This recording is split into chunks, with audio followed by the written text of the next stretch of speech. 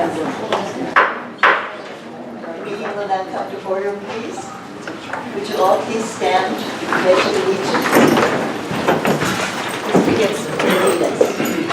I pledge allegiance to the flag of the United States of America and to the republic for which it stands, one nation, under God, indivisible, with liberty and justice for all.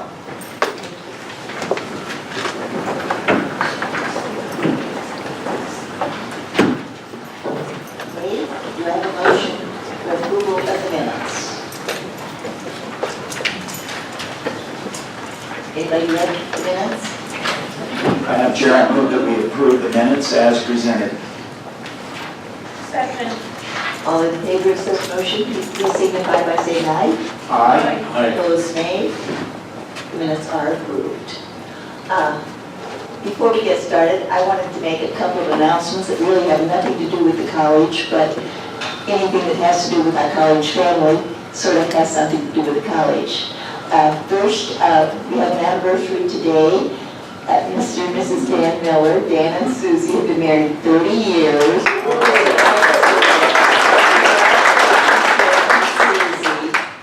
And we have a celebrity sitting beside me, Mr. Gibson. I'm sure that some of you, not all of you, have read in the paper that he has won the placed in the Hall of Fame, I think I'm right, for agricultural agents. And this is not just a local thing, this is national.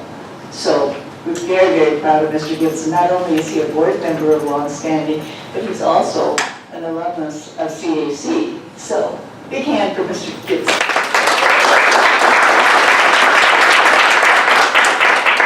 I could do that, not being on the agenda, it didn't require action.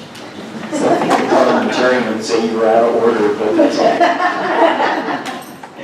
A call to the public now. Is there anybody who has signed up? Okay. Mr. Miller, has there been an AABGB meeting? There has not. Our next meeting is on the 24th of this month. Okay, we'll report next month. Very good, thank you. Dr. Banks, has there been an alliance meeting? I'm going to dare say that it has disbanded. Oh, it has been disbanded. Okay. Are they thinking of reorganizing? I haven't received communication from them since 8 months now. Okay, well, if they come back into being, let us know. We'll go ahead and probably put it on the agenda just in case. Okay. Thank you. And now a report from our Central Arizona College President, Dr. Elliott. Thank you, Madam President and Board of Governors. I have a few things to share with you. Many of you, I emailed you the legislative update, the summary report from AC4. So if you have any questions, it's a pretty lengthy report, but if you have any questions, I'm happy to answer them. And it was all of the legislative decisions this past year that impacted higher education. As far as the district update, some of you are aware that we had 30 students participating this week, 30 students participating this week in the Student Support Services TRIO Bridge program. It's an intense 5-day program, residential orientation to college for our Student Support Services students. So they actually live here on campus, and all our meals and programs are provided free to eligible students. So we're really excited that that kicked off last night. In July, we had over 35 high school students who participated in the Project Puente event, and that is a CAC USDA grant-funded program to help bridge the gap between high school and careers in agriculture. So Board Member Rick Gibson will appreciate that. We're sending more students into the agriculture field. 53, I think it was 53 9th and 10th graders, I'm looking to Kristen and Pete, participated in the first ever Young Advanced Technology Academy. And we're very proud of the work that they did, that Pete did with those students. They built a manufacturing line for cupcakes. So that was really interesting to see their assembly line that they built, programmed, and then they baked the cupcakes and they went on the assembly line. Also, the college has been selected to receive $14,000 from CVETs to create a veterans center here on campus. So we will hopefully here at Signal Peak have a veterans center to serve our veterans more effectively in a year or so. And then another thing of note is the college hosted the Casa Grande Business After Hours at the Corporate Center in July. There were over 60 individuals that attended, and interestingly enough, for some of them, that was the first time they've ever attended or been in the Corporate Center. So we were really happy to be able to host that and showcase the services that we have in the Corporate Center.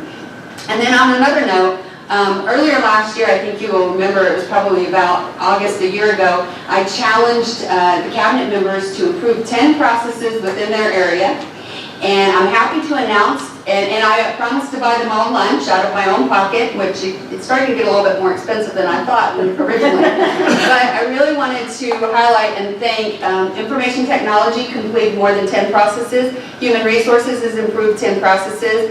The Business, Finance, Business and Administration has improved 10 processes, and Student Services has improved 10 processes. So for that many, over 40 or 50 processes have been improved within a year that has either reduced the number of times somebody has to handle a piece of paper to even financial efficiency. So we're really proud about that, and we're going to keep the challenge going another year until hopefully every department has improved at least 10 processes. So, and we don't have any correspondence today in your packet. It's summer months, kind of things slow down, and then the associations don't have any reports either because they all just got back yesterday. So anyway, that's the end of my report, and I'm happy to entertain any questions.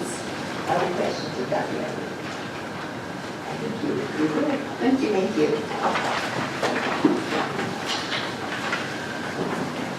Mr. Wadkill, Business Affairs Report. Thank you.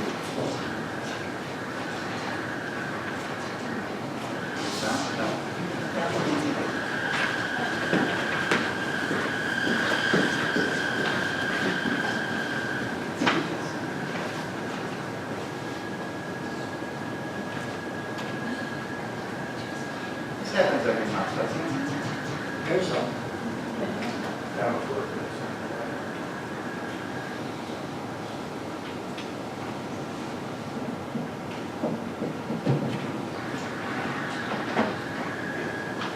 Hey, good afternoon.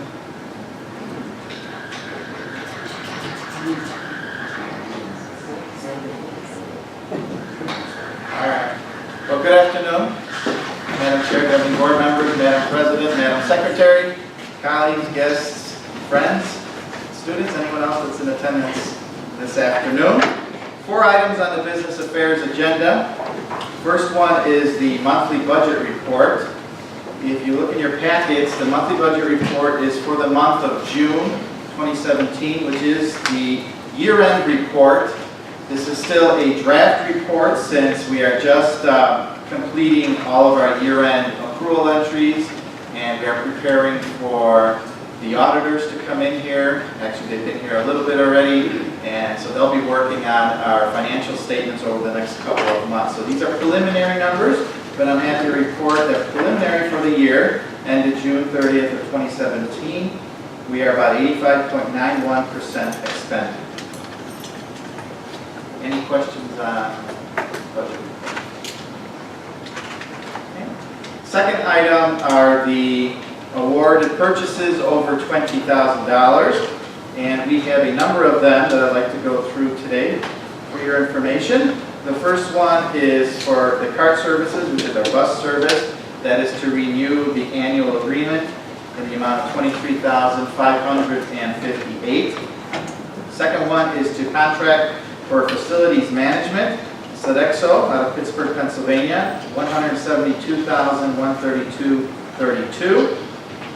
Next one is maintenance supplies. That is to create the open purchase order for supplies in the maintenance area for the year. Ranger out of Phoenix, Arizona, for $25,000. Next one is to create an open PO for our gas purchases for unleaded gasoline, Synergy Petroleum out of Phoenix, Arizona, for $20,000.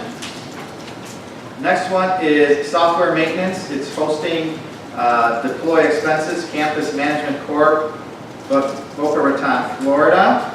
That is a 2-year implementation for our new ERP system. Hosting costs, $404,955. The next one is to Central Plant Valve Conversions Advanced Controls Corporation out of Tucson, Arizona, $74,519.21.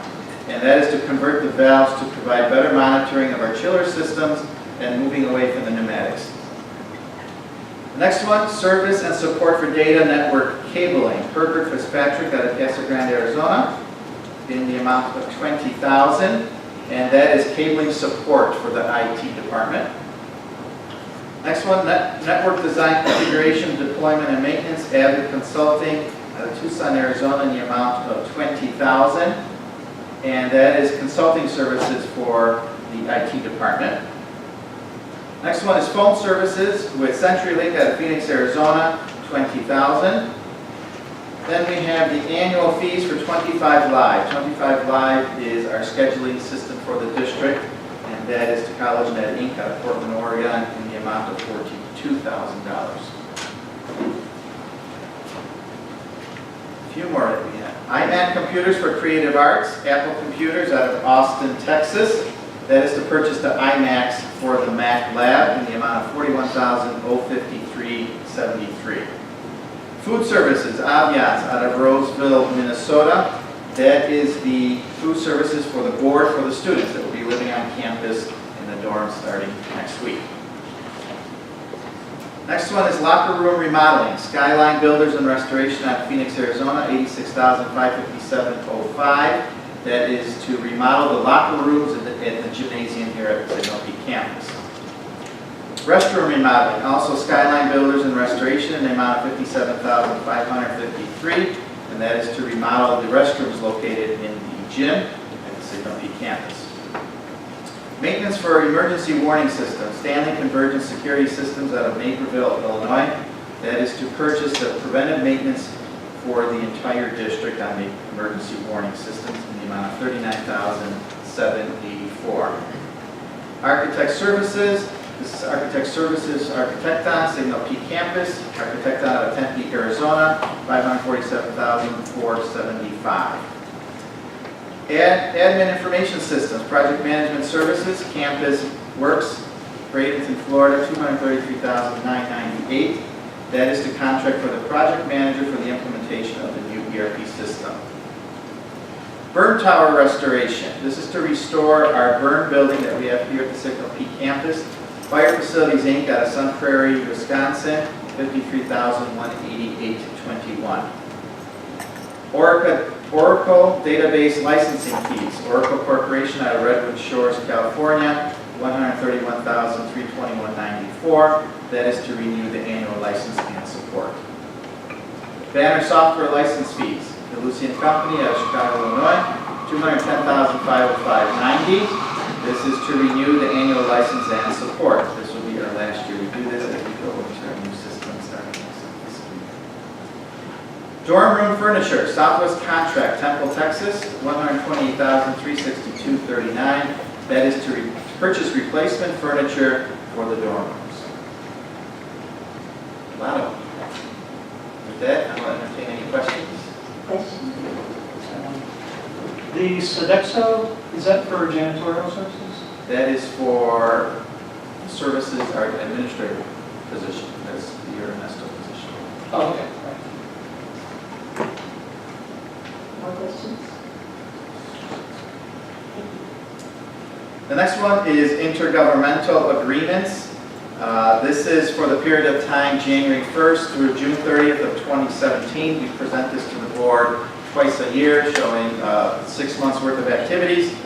I won't go through them all. There are a handful of them on a couple of pages. Most of these are either intergovernmental agreements and or memos of understanding, most of them with our local elementary school districts and so forth. I'm happy to answer any questions you may have on those agreements. Okay. Then the last thing I have is to provide a construction update. We have representatives here from both the architectural firm and the contractors.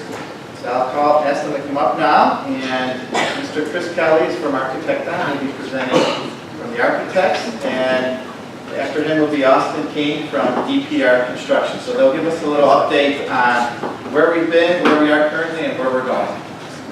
Turn it over to Chris. Thanks, Dr. Elliott, Madam President, Governing Board, thank you for having us here. I think we just need to get the presentation done. Do we have a remote, or do I just need to? Maybe it's not that one that you have.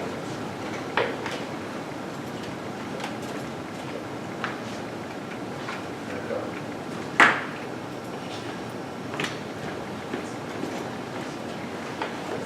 Okay.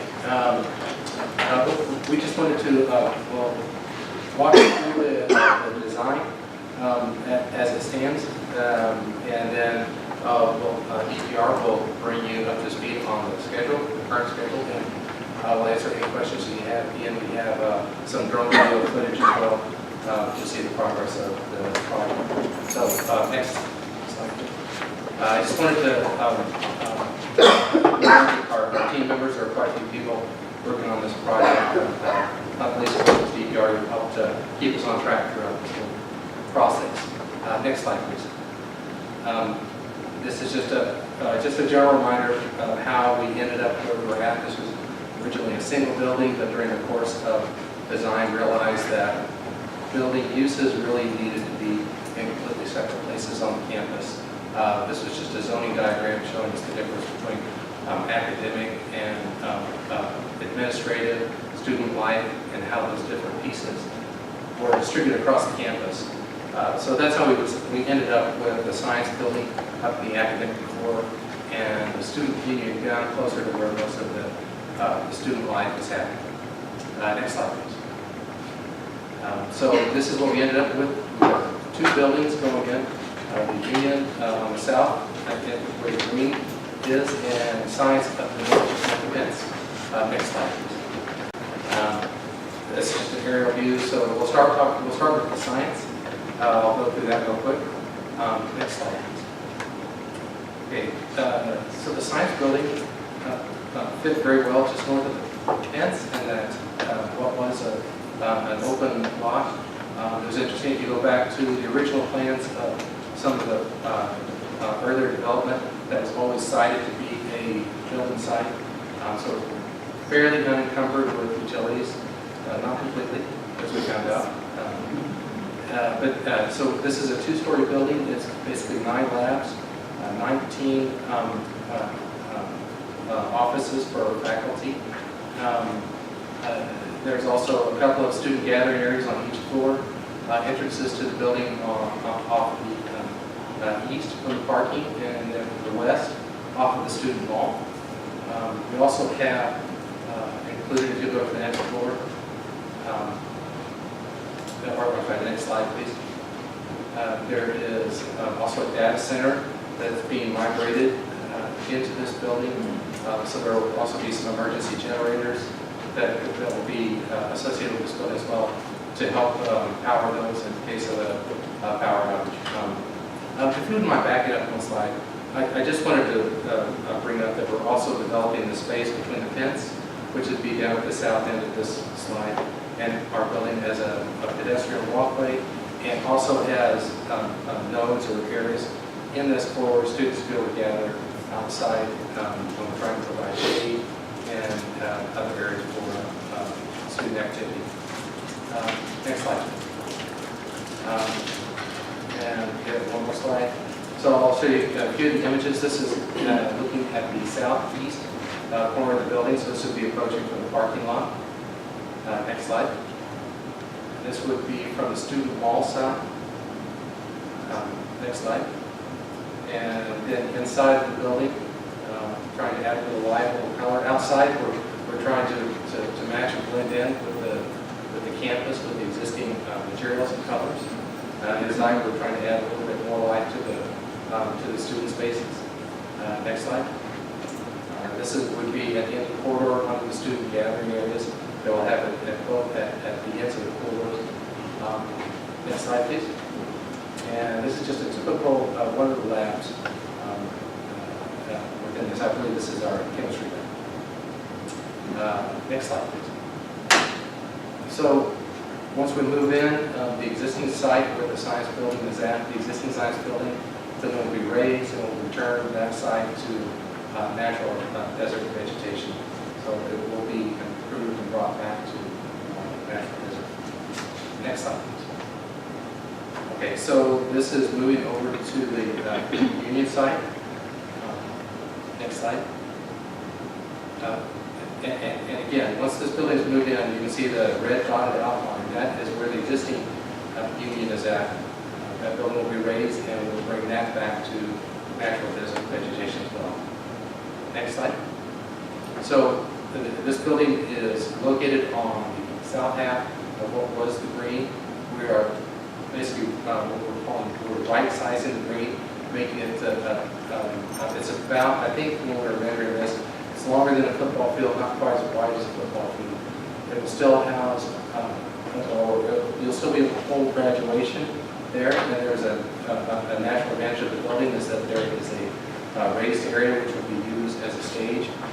When there's any kind of performances going on, that's just outside of the dining area. That can also be used for student gathering, and when there's good weather, just for dining, we'll have some tables outside. So the building itself is providing the new dining, a new Vicaro lounge, student organization offices. There are meeting rooms in this as well. A large meeting room that can be divided in half, similar to this, but it can hold up to 190 people when it's set up as a banquet. It's a little over 400 people when it's set up in just strictly a lecture style without desks. There's also just to the very right of that, that's the new bookstore. And we are also moving public safety into this building as well, which is the blue and the lower left corner of this building. And of course, food service and kitchen will be part of this. And the south side of the building is pretty much still just a service corridor for bringing food to the kitchen and feeding to graduates. Next slide, please. So these are just a few images of how this is going to look when we're all done. This is focusing on the big porch, which is along the north side, all along the green. Next slide, please. Again, this is more of the porch on the north side. This is just outside of the meeting room, so this will work as pre-function space for the meeting rooms and any other spillover that needs to happen, maybe even outside of the bookstore when there's registration going on. Next slide, please. And then this would be ultimately over at the west end of the student dining area. This is where the dining is starting to spill out to some of the open spaces on that side. And then this slide is inside of the Vicaro Lounge, the new student union space. Next slide. And then this would be a shot of the dining hall. Next slide. And there's also more of a private dining or executive dining room in there that could be used for gatherings where food service might be needed as well. I think that's it. If you have any questions about either of these buildings, I'll be glad to answer these.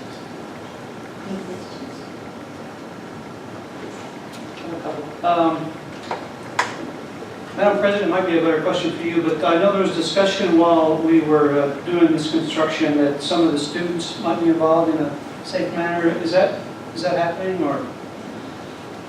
I'm looking to Kristen and she's nodding her head, so yes. And I know that the students have been able, again in the summer with the limited courses, been able to go and observe and watch and learn of what's happening with the construction. The work with DPR is just observe. Right. Understood. Okay, good. And the second one is, remind me again about abatement issues, provisions for like waste management, asbestos, lead, those kind of things when you're raising the other buildings. Was that part of the proposal? And if so, any surprises so far? Yeah, so we've had a abatement company come through and surveyed both of the existing buildings and put together a report on their findings. We've allocated budget for that to be able to remediate those buildings prior to going through and doing the full demolition. But as far as actually getting into the buildings, that will be after the new facilities are constructed. We'll move into the demolition phase, which is when we'll really go in and be able to do some destructive efforts and find out what we have there. So we won't really know exactly what we have until the very end, but we do have a survey conducted and we've allocated budget for that. And there are no surprises on that report so far? Go ahead, Matt. Okay, thank you. Madam President, one thought. Are you also in the disposal business several months down the road after you find something? Or do you have another company plan to do the disposal? Yeah, if they're, for any of the hazardous material abatement type materials, there will be a company who's licensed and certified in abatement that will handle all of the disposal of that business. Thanks.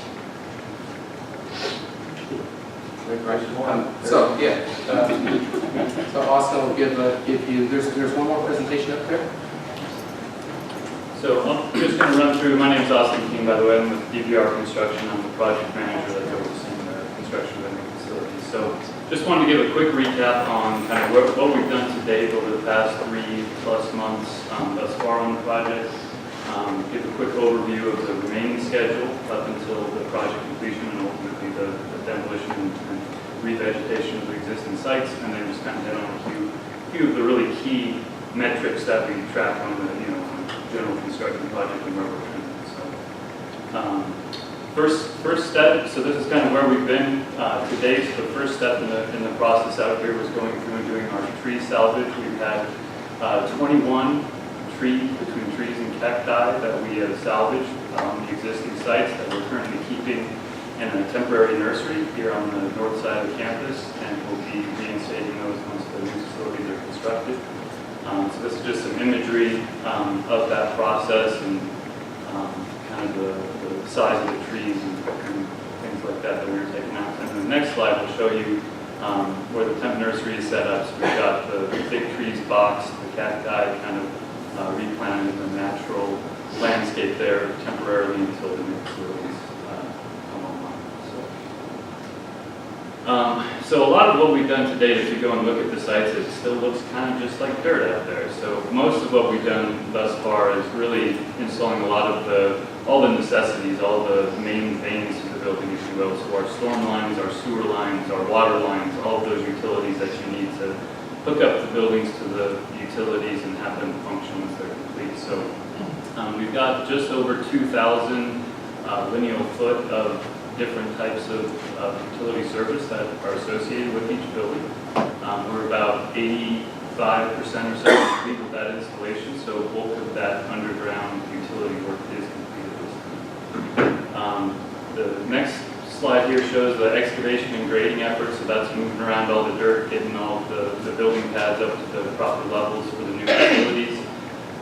So at the science site, that includes taking out a lot of material that we're using at the Union site to build up the pad over there.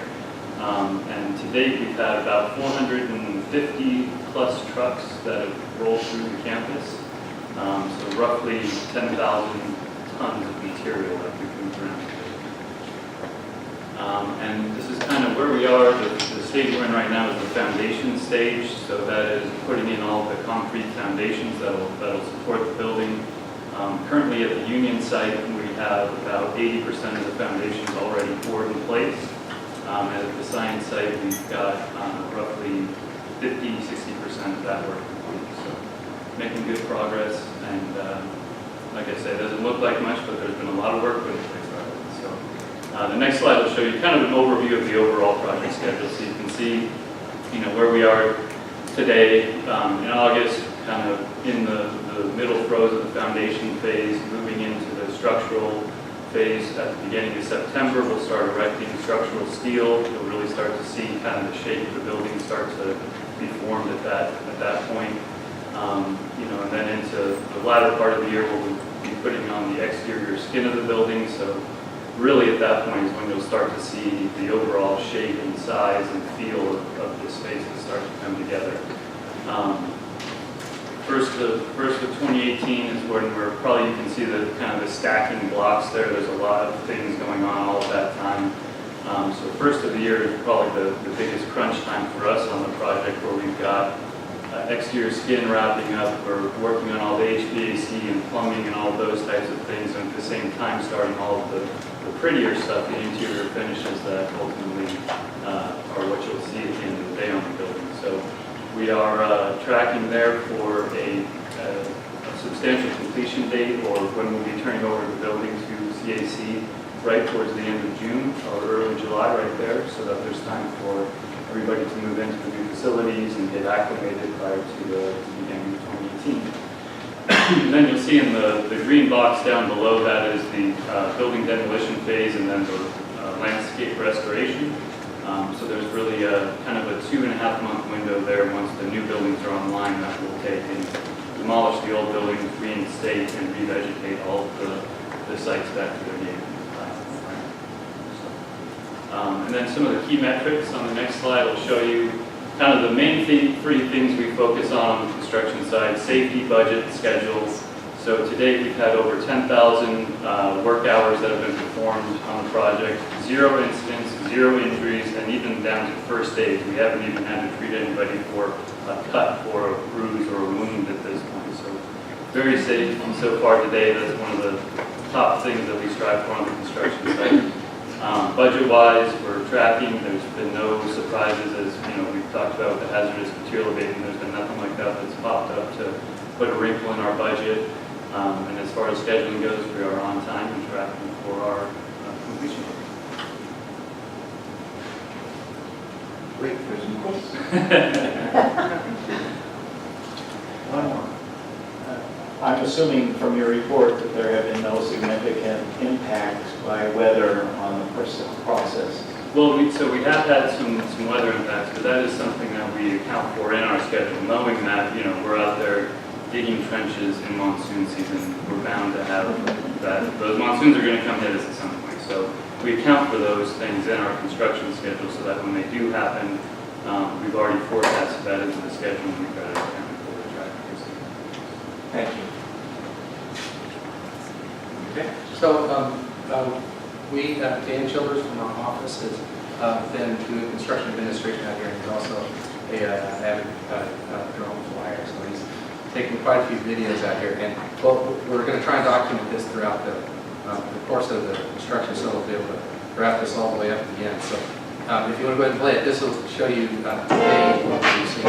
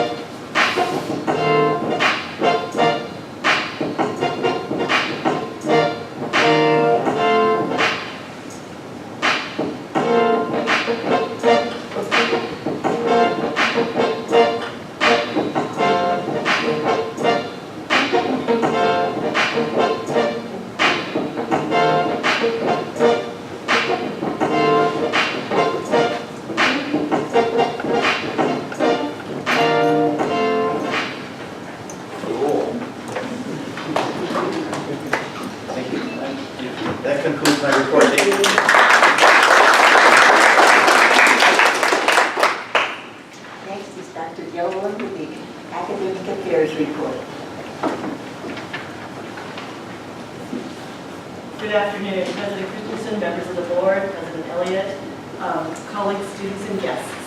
So I am here to introduce several of my colleagues who are going to talk at further length about the Young Advanced Technology Academy that Dr. Elliott mentioned in her report. And this is Kristen Benedict, who is our division chair of the Engineering, Technology, Advanced Manufacturing, and other areas of the CTE, and along with Julie Leonard and one of our faculty members, I believe, is going to join us, or Julie's going to lead the presentation. Okay, wonderful. So Julie Leonard, who is our director of the TACT branch here, and really took the initiative to put this together. So, Julie.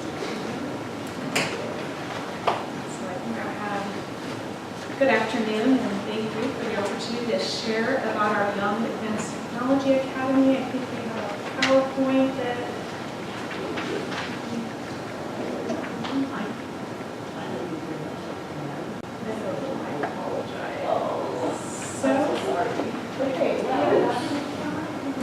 You got it? Okay.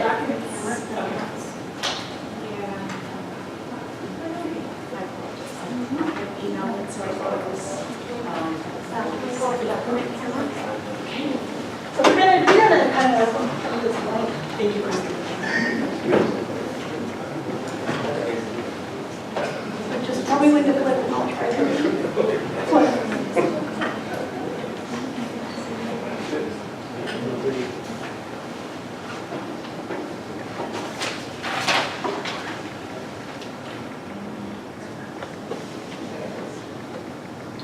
Madam Chair, this is problem solving at work. This is how we do it around here. Like those old overhead projectors. right? We had some of this in our Young Advanced Technology Academy where we had to think on our feet too and keep moving as we were going. So yeah, Young Advanced Technology Academy, if you want to go ahead and move on up, Kristen. So we had 2 weeks that went on this summer, from June 19th through the 23rd. We had 7th and 8th graders here. They were a very lively group and a lot of fun. And then our June 26th through the 30th was our 9th and 10th graders. We really got to see the difference in the age groups and how they interact with us. Our 7th and 8th graders just kept moving. As long as we kept them moving, they were good. Our 9th and 10th graders, they were a little more vocal when they didn't love what we were doing at the moment. That's what we learned. So anyway, it was a great group. We had 53 students who attended total. We had a lot of interest beyond that. We started out, our goal was going to be 50 students for this summer in its inaugural year. And that's where I couldn't quite say no a couple times, and we ended up with 53. So that's what we did this summer. So the mission of doing the project was to inform our junior high school students and their families of the high-paying career opportunities in the advanced technology sector here in Pinal County and of course across the world. But it was to create a pipeline of future employees for industry. That was where we got the buy-in from industry, is because these are their future employees. Also, of course, a big part of it was educate them about the programs and opportunities we have right here at CAC, which many of our families did not know about. So some of our, one of our goals was to have an industry and community sponsor. We think that's really critical. Even if we have dollars at the college, we think that if this is really going to work, it has to be a partnership with our community and industry. And so they came through this year. As started out, our two top sponsors it was Pinal County and Abbott Labs. So those were our two main sponsors. Also TransCanada, United Way, Frito-Lay, and APS also put in funds to fund this year. And we have a lot more buy-in going forward, that we have a lot more companies that have already expressed interest in providing some money for next year into this opportunity. So, some of the advanced technologies that we covered throughout the academy was welding, and I'll report that we actually have had a 17-year-old that was in that 9th and 10th group that is actually already enrolled in a welding class this fall. He came back and was super excited from being here 1 week and doing just a little bit of welding. We had the 3D printing and laser cutting in our maker space, robotics, automation, heavy equipment operation, they got a taste of that, fabrication, programming. They did get to see some of the CNC machining as well as some of the drone technology. So we tried to give them a broad perspective of the different opportunities that they could find here at CAC and out there in the industry. This is in our maker space. Many of our students, when they wrote their comments and whatnot about what they liked and enjoyed, the makerspace came up very high all the time. So that 3D printing, the laser cutting, that was one of their favorite activities throughout both weeks.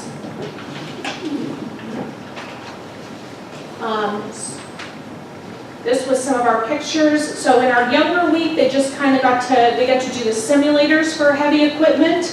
In our 9th and 10th grade week, we actually let them get on and try it out themselves. And a lot of them were very surprised that it was a little harder than what they thought it was going to be. They thought it would be more like a video game, and when they got on there, they were like, oh, it's a little bit harder than it looks to do the activity. And that's one of our work study students from heavy equipment who helped with that activity and really walked them through it. So that was an important part, was having some of our students from the college actually helping our students do the activities, because they could serve as kind of a mentor role throughout the week as they participated.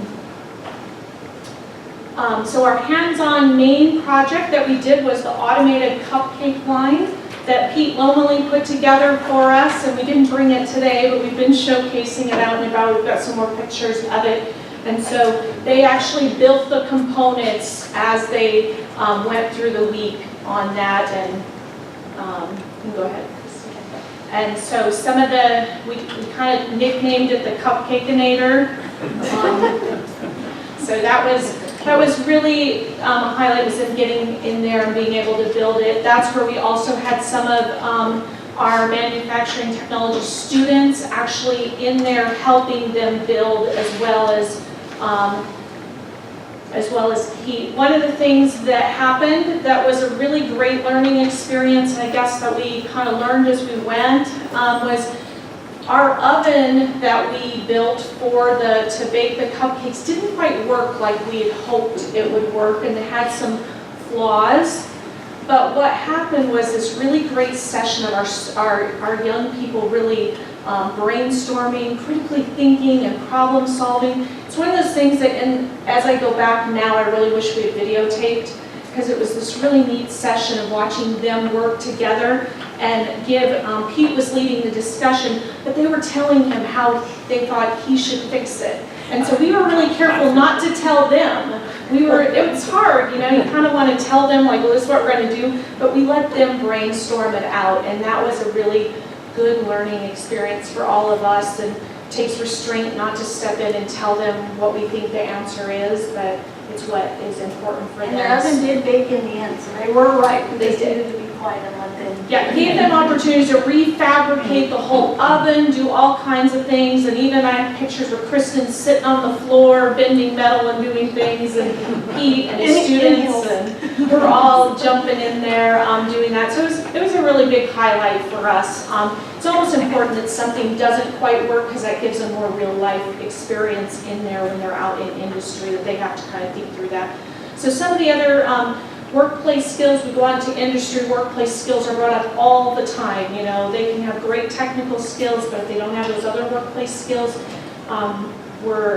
it's a problem. So we also, through some of our interactive activities, that teamwork, quality assurance, time management, critical thinking, communication, and then also, because we did a cupcake project, we had our culinary arts department jump in, and Amanda Potts did an amazing job taking them through that process, and as well as we worked on the marketing of their project throughout this. So we wanted them to kind of see a broad range of skills as we went. Lots of areas helped us make that happen. A lot of our staff and team were volunteering their time this summer. But it was really amazing to see everybody kind of come together and work on that to make it all come together.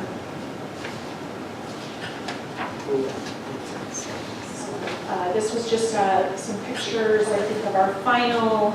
That's what, some of those, they're in the culinary lab there, as well as just some of the other stuff going on. That's our 7th and 8th grade groups. We had 2 teams in each week, so you can kind of see the 2 teams and then the 25 students all together. And then our 9th and 10th graders there. Again, they're 2 teams that were working in the whole group. And then last but not least, our industry partners. Besides providing money, they did some other really important things for us. We had Paul Fielding from Frito-Lay come out and speak to the students and show them some video that we can't necessarily have from Frito-Lay, but he can show them. We had Udo Cook from Abbott, who came out and did a quality assurance activity with them where they had to kind of be that quality assurance person and look at the cupcakes and figure that out. As well as Angela Dorr from Abbott presented. Our end of the week, we did a family. We invited the families to kind of celebrate their student, but also share with them what's going on in our county in the advanced technologies. We had Angela Dorr present, as well as Tim Knable from the county came out and shared all the exciting things that are happening, and that was a really big focus for industry to be able to share that and get the word out. And these were just some of the quotes from our students some of the things they wrote about the week while they were here.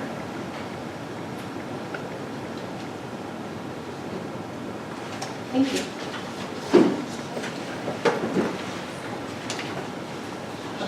Are there some questions? Okay. Out of all of this, what was the 1 or 2 thoughts that students shared with you, such as what I'm thinking, gee, I go to school 180 days a year, and they don't make me think like. Some of the things that came out was definitely the hands-on. A lot of, even though, I know some of the schools try that hands-on component of students being able to think and do at this, together, that was big. That's how we promoted it, as a hands-on opportunity. And that was big, and parents really, when they read that, they picked out those students that are kinesthetic learners that wanted that. And then probably the other thing is just,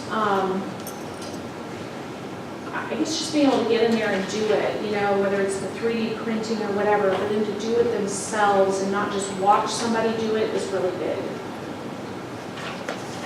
Thank you, and thank your staff, because it's hard to move a program like this. It was a lot of fun for us. Tiring, but a lot of fun. It was a really great experience. Thank you.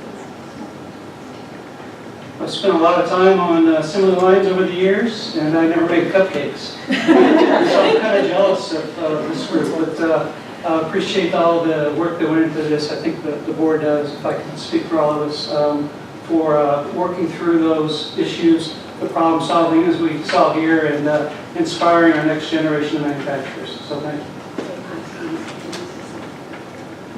I just really, a lot of you may not know this, but I want to commend Julie, Kristen, and Pete, because this is an idea I had like in March, and they made it happen this summer.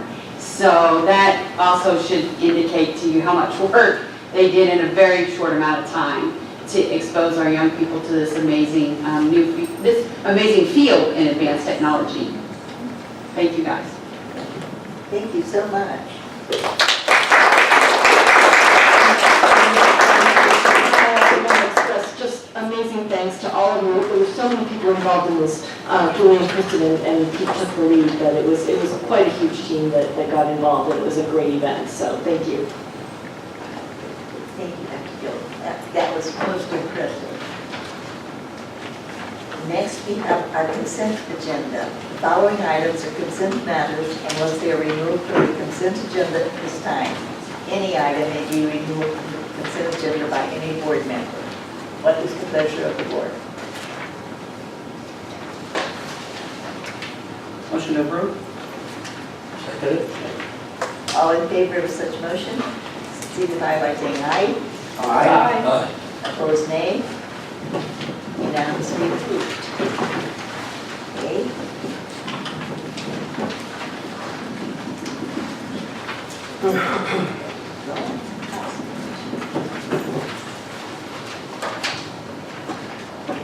Next, we have the first reading of policy 401.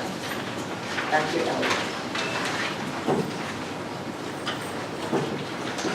Okay, that's okay. As you know, we are working on changing all of our policies to align more with our AQUIP accreditation.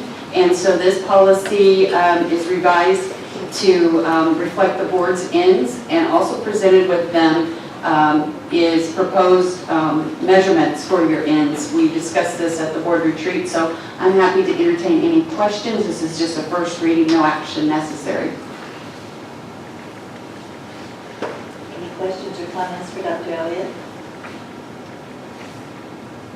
Here's none. Thank you. Okay, we now have an executive session.